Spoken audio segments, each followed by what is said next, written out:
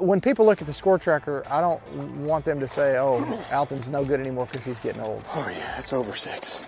I still want to be a force, and I still want to be competitive. I definitely see 2019 as a season of changes, especially as it comes to competitive bass fishing. But you know, it's a change that started a decade ago with the birth of Major League Fishing, and I think a lot of fans really enjoyed watching the format.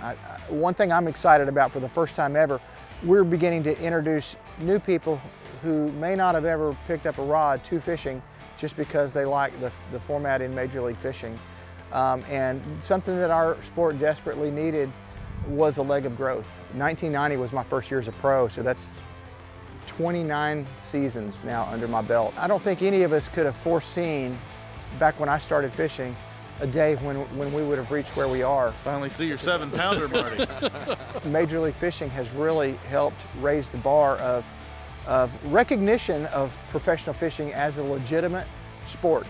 And it's gotten the consumer and gotten our fans so engaged with professional bass fishing. All right.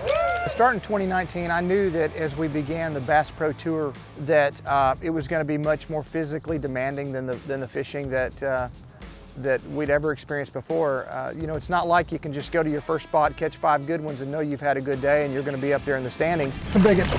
You have to keep your foot on the throttle all day long, through every minute and every second of every period.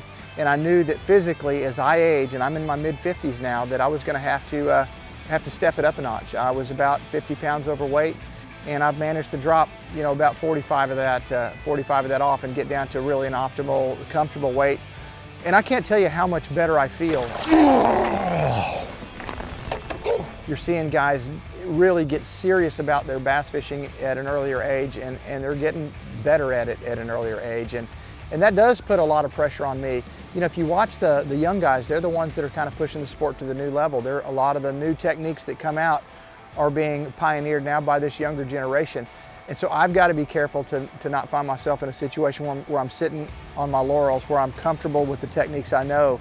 You know, my son, Alton Jr., having him as a youngster out there fishing, it really pushes me, because I see him out there fishing techniques that I would have never considered.